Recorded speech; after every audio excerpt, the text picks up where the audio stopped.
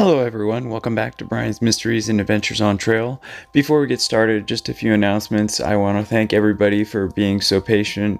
For those of you that don't know, I was very sick for almost a month. Started with my chronic Lyme disease, and then unfortunately there's this really bad variant of COVID that's been running rampant in this mid-Atlantic region. Ironically for me, it's the first time I've ever gotten COVID. Well, I got it once back in 2020, but I never got sick from it then. This time, coupled with the Lyme disease, everything, it was just really bad. I was in the hospital for around a week. I just wanted to say thank you for everyone being patient. I'm going to be getting back to my normal upload schedule. Unfortunately, right after I started feeling better, my dad was taken to the hospital for unrelated issues. We don't know what's wrong with him, so any thoughts and prayers would be greatly appreciated. And I thank you for all that, all your support, everything. In today's video, we're going to be talking about two separate cases. The first case, we're going to be talking about the disappearance of Brandon McGinnis. He is a 24-year-old male. He was living in Ann Arundel County, Maryland, which is a fairly large county in Maryland. I'm going to have some maps up to show you. It's the area outlined in the red dots. I'm very familiar with this area. I work and live very close to it. Majority of it is on the water, as you can see. It was December 21st of 2023, so just before last Christmas. According to his family, everything was going okay. He had a shift at work. He was working for Cisco food distributor. He usually worked the night shift. In fact, he had a shift that very night on December 21st. He never showed up for that shift. He went and did some errands. He went to the mall. He went to Chick-fil-A. He had left his house. They were all making these little mini trees, according to his family. He seemed to be in very good spirits. We also know that after leaving his house, he went to a grocery store. He also picked up some medication. He also went to a bank and withdrew $200 from his savings account. His parents and friends did not know he missed his shift that night. The people that he worked with obviously did. His family didn't become concerned until the next day when they realized he hadn't come back. They couldn't get in touch with anybody that had seen him, and they realized he was missing at this point. Can you imagine just how awful it must have been, like right before Christmas, and then to find out your son has gone missing and none of his friends or anybody has seen him? The police got involved and started trying to track down his whereabouts. This is one of the pictures that was caught on one of the surveillance cameras, I believe at the Chick-fil-A, which he had stopped at to get some food. Brandon is 5'11", roughly 185 pounds. He was last seen wearing these blue hoodie with the blue jeans and Vans sneakers.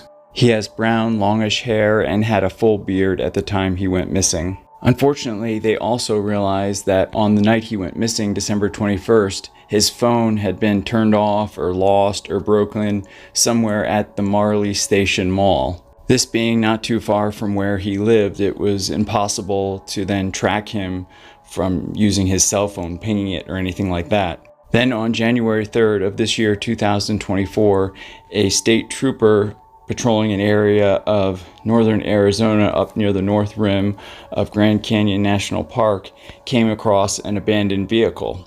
It was a Hyundai Accent sedan. It was found between House Rock Road and the Jacob Lake Inn near milepost 570. Here's a picture of the inn. There was no record of him ever staying there. This is a better picture of the actual road and the area where his vehicle was found on US 89A at mile marker 570. The vehicle was found with very little gas in the tank. There was no license plate on either side of the vehicle. According to one report, there was a note that said, "Free to anyone who wants this vehicle." Due to our modern computer systems and the fact that Brandon had now been missing for several days, he was in the system, the car was registered in the system, there was a bolo out, they knew what make and model it was, they were able to figure out that it was Mr. McGinnis's vehicle. This only deepened the mystery for his family and everyone involved. They had no idea how the car had ended up 2,000 miles away from his home, why Brandon would have driven there, if he had actually driven the car there himself. There was just very little information. The family couldn't figure it out because there was no bank activity on his credit cards or bank accounts, so they assumed that he must have been sleeping in his car the entire time he had been driving out there. The big question is why? Why would he do this now right before the holidays? Things were going well for him. It was said that he liked his job. They talked with people that he had been spending time with. Here's just another map of the area of where his vehicle was found. You can see the north rim of the Grand Canyon. Based on how they found the vehicle and other factors, they believe Brandon left the area on foot. It's possible that he maybe hitchhiked, got a ride from someone else. They did interviews with some of his friends.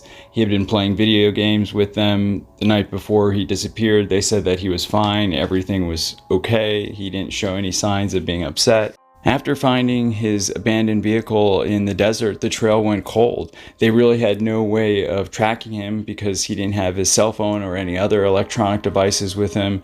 It was apparent that he wasn't using his credit cards or his bank account. Based on what they did find, I'm guessing that with the $200 that he had taken out the night before he went missing, he had used to fuel the vehicle, and he ran out of gas, or he knew he was running out of gas, and that's maybe why he abandoned the vehicle where it was. Still doesn't answer where he is now or why he left as he did. His friends and family all say that he wouldn't just up and leave like that. Something must have happened. He must have been upset about something. We don't even know if he went out there by himself. This is still an active, open investigation. It is being headed up by the Coconino County Sheriff's Office. If you have any information, please call 928-774-4523. There is also a line if you'd like to remain anonymous. I'll of course have all that information in the description. Please help circulate this video and his story with as many people as you can. Even if Mr. McGinnis wanted to go off and start a new life, he's an adult, that's fine. But hopefully he will contact his friends or family just to let them know that he is okay, because everyone is extremely worried about him. My thoughts and prayers go out to the entire McGinnis family, all of his loved ones, everyone who's out there looking for him, and hopefully by this Christmas or sooner, someone will have seen him and let the authorities know, let his family know, or he'll call his family. We can just hope and pray for that. We are now heading up to the state of Washington, more specifically North Cascades National Park. It's that dotted red line up there in the north. We're going to be talking about the disappearance of Robert Schock, 39-year-old man. He was last seen on July 31st of this year, 2024, around the 5-mile mark of the Chilliwack River Trail with his dog Freddie. This is a picture of Robert from another trip. This is Robert in Egypt. People began to know there was a problem when the Humane Society actually contacted his mother, Jan, and said that they had found his dog Freddie around the 8-mile mark. The Chilliwack River Trail has a difficulty rating of hard. It starts off at the Hannigan Pass trailhead, then roughly 5 miles into it, it veers off to the right, which then becomes the Chilliwack River Trail. These are some pictures to give you an idea of what it's like as you were to leave the original trailhead, the Hannigan Pass trailhead, and then as you would work your way down to the Chilliwack River Trail. As you can see, it's very mountainous, it's very beautiful, but it's also very steep in many areas. 5 miles after you reach the fork, there is a river crossing, which there is no bridge, but there is a hand-pulled cable car. I'm going to have a picture to show you what that looks like for those of you that may not be aware, which everybody is advised to use. If you were to go the other way, however, there is no way to cross the river except for just crossing it. There's no cable car, there's no bridge, nothing. He was officially reported missing on August 5th of this year, 2024. The search and rescue started their search at the Hannigan Pass trailhead and then radiated out all the way out to Easy Creek. This is a picture of his dog, Freddie, that was found 8 miles away from the Hannigan Pass trailhead near another trail. The search and rescue and park rangers went as deep as they could into very remote areas, several times on the ground. Then on August 7th, they were able to get helicopters to help search the area. However, that yielded no clues to Robert's whereabouts. Early on in the search, they did find his vehicle at the Hannigan Pass trailhead. That didn't really help them much. They found his wallet on the dashboard, so they knew that he was probably supposed to come back very quickly. They also were able to find and interview some hikers that told him that when they saw him, he did not have any overnight gear or any extra food or anything like that. The U.S. Border Patrol eventually got involved. They did several flyovers over several days, but even with this added manpower, there were no clues as to where Robert was. The Whatcom County Sheriff's Office had flyers and the word out all over the place, but it wasn't until this nonprofit agency, the Pacific Northwest Trail Association, had a group of their volunteers out. They were actually working to repair damage from a forest fire that occurred in 2022. It had been a very long, tiring day.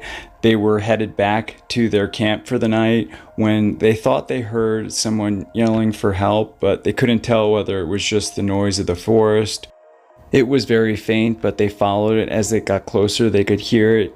It was a person. Then they finally came upon Robert sitting in this very position on the creek. He was emaciated. He could barely speak. They gave him aid until the search and rescue teams were able to get there and airlift him out to the hospital.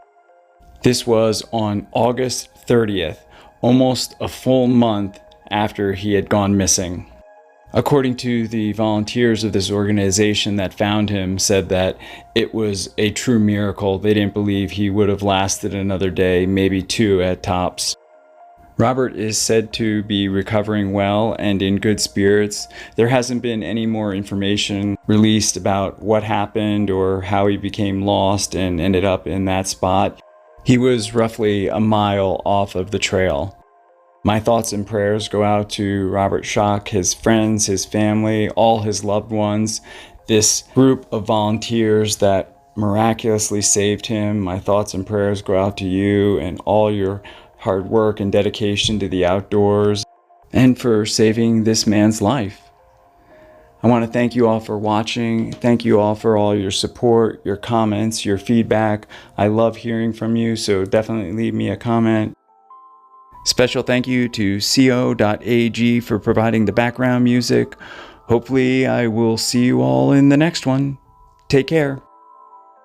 Hey everyone, thanks for sticking with me to the end. I just wanted to say thank you again for all your support and being patient. If you haven't subscribed, please consider subscribing. It's free. It really helps out the channel a lot. My efforts to help search and rescue, as well as my own efforts being able to get out and go and work in the field.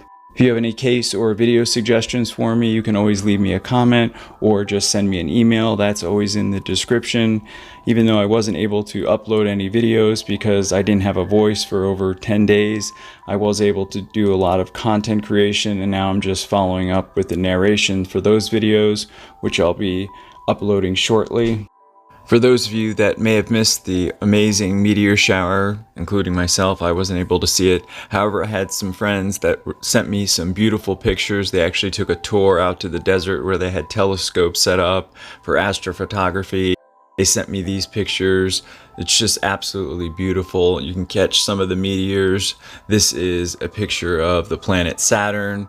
Actually, in the next month, if you have a telescope and looking at Saturn, the rings will disappear for a while. This is a picture of Jupiter that was caught on the same night along with some of its moons. Absolutely great capture. Finally, this is a picture of our beautiful Milky Way captured out in the desert on that same evening. All right, everyone. See you in the next one. Take care.